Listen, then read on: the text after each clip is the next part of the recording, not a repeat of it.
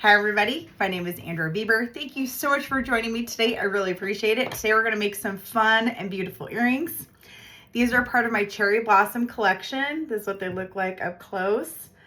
These are going to be published in Belle Amoire Jewelry magazine this fall, and I'm super excited. They made the front page of the magazine. They're on the cover. I'm super jazzed about that. I'm gonna actually take my earring off really quick so I can try these on. Yay!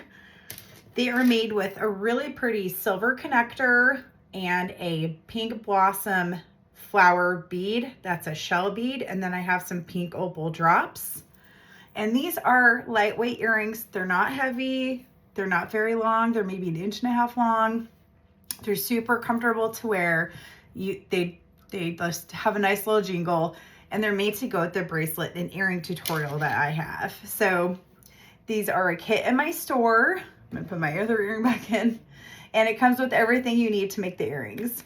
If you are tuning in after you've purchased the magazine, thank you so much for being here today. I also really appreciate you liking and subscribing. Let's get started. Okay, so today we'll be making these earrings. Again, they have this really pretty silver connector and then a pink blossom shaped shell with some pink opal dangles. The dangles on this one is a faceted 5mm. I'm looking for some more. The place I got them from is sold out. So today I'm swapping out the faucet one for a solid pink 5mm pink opal. So the connectors are made by TerraCast. I love their connectors. And this is what they look like before they're beaded.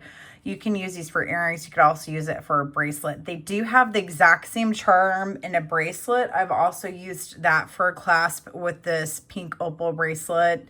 And this is also what I'm using for the necklace connector, is by them also. So we're going to start with our 2 pieces, and I have the flowers pointing up. So I'm going to zoom in a little bit this way. And let me grab our shells. So I'll be using 8mm shells. They're this size. I do have a 10mm if you do prefer a larger one, but this one is a larger one. However, it does kind of swallow up the pendant. So I just realized last week they had a smaller one available, and I think it looks a little bit prettier because it allows you to see more of the connector. If you do purchase the kit from me and you decide you'd like to have a 10mm instead of the 8, just let me know. I can swap it out for you. The next thing I'm going to do is I'm going to grab one of the silver ball head pins, and you're going to put the pin through the center of the flower like this and let it drop down. Now, I do this for the bracelet as well, but instead of just forming a loop, we're going to leave it like this for right now, and then we're going to bring it through the connector hole center here and let the drop back. Now, I do this for the necklace connection as well. If you haven't looked at my necklace video, it's the same way to connect the flower. So, and on the back of the pendant here, I'm going to form a loop. So I'm using my Bead-A-Lon tools. Gotta love my Bead-A-Lon tools. And you just want to wrap your loop around the pendant here. I'm going to do a close-up here. So you have your loop going between the pendant and the flower. So you have your flower, the pendant hole here, and then we're going to wire wrap a loop.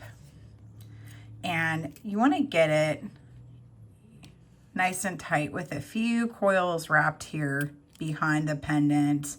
It'll help give you extra security to make sure that your flower is on there good. However, you don't want to do it too tight up against the pendant. If you have too much pressure on the front of your shell bead, it could make the bead, crack and break. And these are shell, so they're a little fragile. So you just want to have enough on there so you know it's on the pendant good and it will stay on the pendant, but you don't want to pull too many tight coils because you don't want to accidentally snap the shell. So this one, if you feel more comfortable, you have a few coils on there, it's nice and tight, you can just have it stick out the back like this and connect your jump rings to your dangle down this way. Or if you feel like you have enough length with your coils behind the pendant, I have like a good 4 of them here. You can take the loop and curve it down. And it'll look a little weird on the back because you're bending down the coils, but it'll allow you to like have this kind of lay flat, and then you can attach your jump rings to it, and then it will kind of look like this on the front, but the jump ring and the dangle will come down this way. So it just makes it a little bit more flatter, like when the dangle and stuff like that is coming off the back, but you can do it either way. You just want to make sure you have enough coils, because when you bend this wire, you need to have enough give between the back of the shell. If you don't have enough, you won't have enough space to bend this in half, and it will be too short amount of wire to do that. So you can experiment how you feel comfortable. But for this one, I'm going to have it bent down like this. And then, like, you know, it's nice and flat this way. And I'm going to attach my beading so it dangles down like this way. So we're going to do that one more time. Again, I'm going to take my ball head pin through my shell, bring it through the base, hold it in place with my round nose pliers and my chain nose pliers. I'm going to bring it around to form a loop and just have a few coils go behind the pendant here. And I love these ear wires. I mean, not ear wires, ball head pins. I'll be sending a pack with the kits. They're Beadalon brand. They don't flake. They're just great. They're super easy to bend and wire wrap with. They're pliable, but they are also, to me, just like a really good quality ball head pin. So I'm gonna pinch the tail end just a little bit here on my coil. And I'm going to take this, and again, I'm going to take the loop, and I'm just going to gently bend it down straight. So that way it comes behind like this. And it lays flat. There's the front. There we go. And then when you're looking at the earring, it'll look like this. So you just want to make sure that your loop, here's another close-up. See, I just kind of do some coils and just kind of bend it down straight. There you go. So next we're going to wire wrap our pink opal beads. So I already have a few started, and I already have one dangle finished. For the earring, I have 10 beads wire wrapped and chained together. So this 1, 4, 6, 8, 10. Yeah, this one's ready to go. So this is what you will be wanting to make. You'll want to have one bead fall on each side. So it's kind of like a waterfall. It cascades down of pink beads, and they'll be joined together in the center by a 5mm jump ring, which allows the beads to kind of lay down like this on each side and dangle down in a single file pattern. So I have these wire wrapped. I'm going to grab some of these. That way we're not here too long. So how I wire wrap on a ball head pen with a bead is, let me grab one. You just want to grab your stone and your round nose pliers, and I'm using my chain nose pliers. I'm going to fold it over the left side of my round nose pliers. Sorry, not left, my right side. And I'm going to rotate the left side of my pliers up around just a little bit at an angle. And I'm going to bring the wire back around to now my left and coil it around, and I'm got my loop started. So just bring it a few times around with your tool, and then you cut off your excess wire, and then I pinch it close and put that little excess tail there underneath my previous coils, and it'll be nice and flat and straight, and I have my loop finished.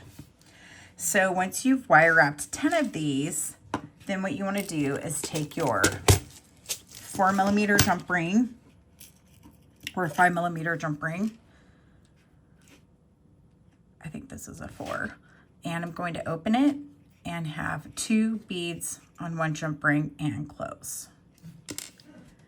Then I'm going to take one more jump ring and leave it empty, like so. I'm going to attach it to the jump ring I just closed and close it. I'm going to grab another jump ring, and I'm going to slide a stone on. I'm going to slide the center of the jump ring I just closed, that's empty, on, and another stone, and close. The more I have that, I'm going to need to, There we go. And close. Now I'm going to grab another jump ring that's empty to the top of the one I just closed with the 2 stones, like so, and close. So you see your dangle starting. I'm going to grab another jump ring and open it.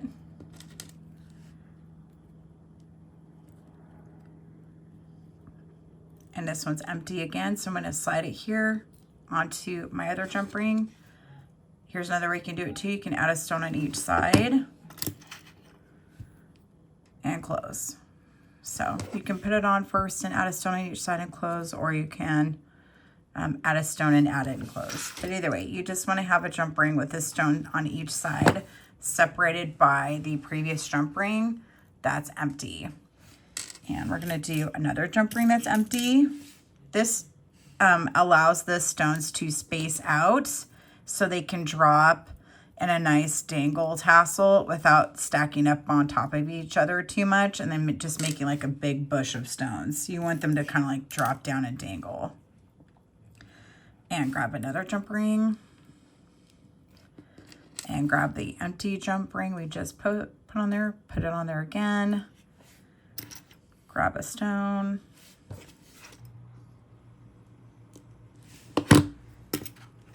And grab a stone. And close. So that way you just have one on each side of the jump ring. I'm trying to hold it up close so you can tell what we're doing here. And you want to keep going until you've gotten all your stones. So we have 1, 2, 3, 4. So we need to do one more round and then we're finished. Close that a little bit better. So we're going to take another empty jump ring and attach that one to the top of where we just were. Again, you want to go in between the stones each time you add a jump ring to either add stones or just add a blank jump ring. You want to go in between the stones if you see them at all. Okay. Grab another jump ring. And we're going to grab the blank one that we just had on here, like so, and add our 2 stones. And then we are done with this one. So 1, 2, just gonna do it like this. So the next step is we're going to take another jump ring. I know we use a lot of jump rings on this one. And I'm gonna open it to the top of the stones I just finished, or you can pick either one, it doesn't matter which ending, and go in the middle of the 2 stones, basically. Pick up your jump ring top like so, and we're going to attach it to the back of the loop that you made behind the shell bead on the connector and close. And then you have your beautiful tassel earring. Yay! If that's too long for you, you can take off the top blank ring and just connect it in between the stones. If you want it longer, you can add more jump rings or add more stones and just lengthen it a little bit. Totally up to you. If you want to do it like this, just go in between the stones and attach it to the back of the shell, same as before, and close it. And then you have a little bit less of a gap with metal too. There you go. So you have the top of your shell, and then you have your cascading tassel like this underneath it. So it looks like this. And here's the finished product with both of them side by side. Yay! I think they're really, really pretty. And if you haven't checked out, I do have a matching necklace and bracelet tutorial. And there we go. Yay! Thank you so much for hanging out with me today. I really appreciate it. I'm gonna flip the camera around. Thank you so much for joining me today. I really appreciate it. And also, thank you so much for liking and subscribing. I hope you had fun making these beautiful earrings with me today.